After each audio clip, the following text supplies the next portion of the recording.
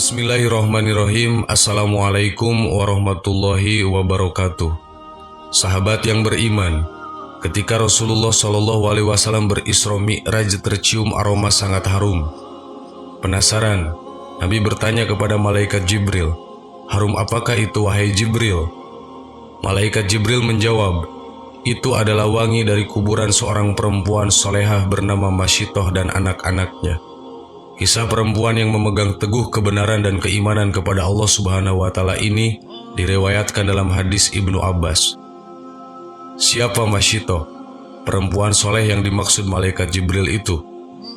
Ia hidup di zaman Fir'aun, si raja kejam yang menganggap dirinya sebagai Tuhan. Di sekitar Fir'aun ternyata ada beberapa orang dekat yang diam-diam beriman kepada Allah dan Nabi Musa alaihissalam. Mereka mengikuti tuntunan kitab Taurat. Orang-orang terdekat itu adalah Aisyah, yaitu istri dari Fir'aun, dan Masyitoh yang mengurus anak Fir'aun. Seorang lagi bernama Hazakil, ia adalah pembuat peti, tempat Musa balita ditaruh untuk kemudian dihanyutkan di sungai. Di istana, Hazakil menjadi orang kepercayaan Fir'aun. Ia menikah dengan Masyitoh. Suatu hari terjadi perdebatan sengit antara Fir'aun dan Hazakil. Fir'aun menjatuhkan hukuman mati kepada ahli sihir yang menyatakan beriman kepada Nabi Musa alaihissalam. Keputusan tersebut ditentang keras oleh Hazakil. Sikap tersebut membuat Fir'aun curiga. Jangan-jangan Hazakil selama ini beriman pula kepada Nabi Musa alaihissalam. Atas sikap Hazakil itu, Fir'aun mengganjarnya dengan hukuman mati. Hal itu tak membuat Hazakil takut. Ia tetap yakin Tuhan yang diimaninya tidak ada yang lain kecuali Allah Subhanahu wa Ta'ala. Suami Masyitoh ini ditemukan meninggal dalam kondisi mengenaskan. Tangannya terikat di pohon kurma, tubuhnya penuh dengan tusukan anak panah. Masyitoh sangat sedih melihat kondisi suaminya. Namun ia bersabar dan berserah diri kepada Allah Subhanahu wa Ta'ala. Ia berkeluh kesah ke istri Fir'aun, yaitu Aisyah. Aisyah pun memberikan nasihat kepada Masyitoh agar sabar bersama anak-anaknya. Namun ia bisa membaca isyarat dari Masyitoh yang beriman kepada Allah Subhanahu wa Ta'ala. Di akhir nasihat, Aisyah mengatakan bahwa selama ini dia juga beriman kepada Allah, tapi menyembunyikan di hadapan suaminya. Sepeninggal suaminya, seperti biasa Masyitoh menjalankan tugasnya sebagai perias putri Fir'aun. Ada kisah sepele, tapi berdampak besar. Gara-gara sisir yang terjatuh, akhirnya terungkap jati diri Masyitoh. Saat itu Masyitoh sedang menyisir rambut anak Fir'aun. Tiba-tiba sisir dalam genggamannya terjatuh. Ketika mengambil lagi sisir tersebut, bibirnya refleks mengucapkan Bismillah. Ucapan itu membuat anak Fir'aun terkejut. "Apakah ucapan yang kamu maksud adalah bapakku?" tanya anak Fir'aun.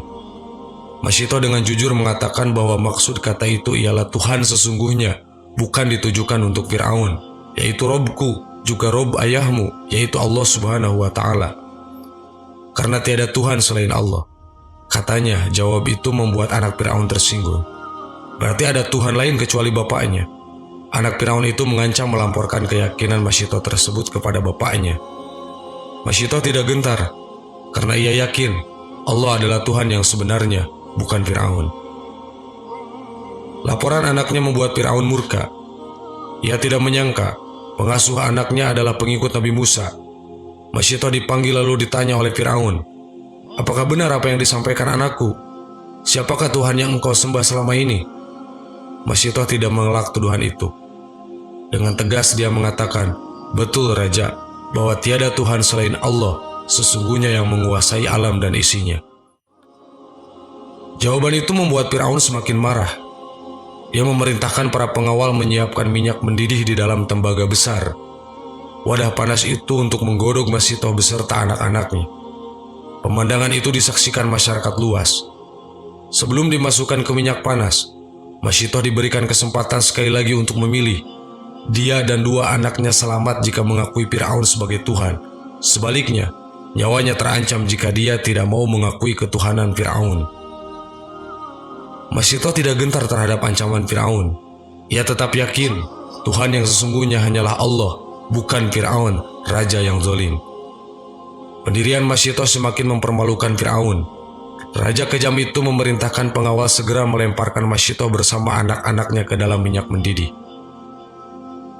Kisah ini disampaikan malaikat Jibril kepada Nabi Muhammad SAW bahwa Firaun memerintahkan melemparkan anak Masyitoh satu persatu di hadapan ibunya, hingga yang terakhir bayi yang sedang menyusu dalam pelukan Masyitoh. Ibu mana yang tega menyaksikan satu persatu anaknya tergerus minyak panas. Ketika giliran bayi terakhir akan dimasukkan tembaga panas, Masyitoh sempat ragu. Kekuasaan Allah menciptakan bayi itu tiba-tiba bisa bicara. "Jangan takut wahai ibuku, karena kematian tidak akan mendapat ganjaran dari Allah Subhanahu wa Ta'ala, dan pintu surga akan terbuka menanti kedatangan kita." Riwayat lain, bayi Masyitoh meyakinkan ibunya, "Sabarlah wahai ibuku, sesungguhnya kita dalam pihak yang benar. Wahai ibu, masuklah, karena sesungguhnya siksa dunia lebih ringan daripada siksa akhirat." Hadis riwayat Ahmad. Kekuatan anaknya membuat keraguan Masyitoh hilang. Dengan yakin dan ikhlas kepada Allah, Masyitoh membaca, "Bismillahirrahmanirrahim, wallahu akbar." Masyitoh dan bayinya terjun ke minyak mendidih. Ajaib, begitu minyak panas menggerus raga orang-orang istiqomah itu, tercium wangi yang sangat harum dari dalam kuali. Allah telah membuktikan kepada hambanya yang istiqomah. Ketika Masyitoh dan anak-anak dilempar satu persatu ke minyak yang panas, Allah terlebih dahulu mencabut nyawa mereka, sehingga mereka tidak merasakan panasnya minyak yang mendidih. Tulang belulang Masyitoh bersama anak-anaknya dikubur di suatu tempat, hingga mengeluarkan wangi yang sangat harum. Aroma itu tercium oleh Rasulullah SAW ketika perjalanan Isra Mi'raj. "Itulah kuburan Masyitoh bersama anak-anaknya," kata malaikat Jibril. Subhanallah. Sahabat yang beriman, itulah kisah Masyitoh yang istiqomah dengan keimanannya kepada Allah Subhanahu wa Ta'ala.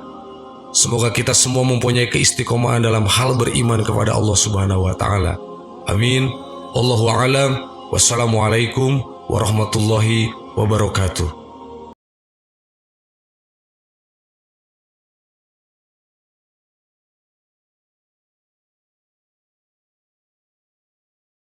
Subhanallah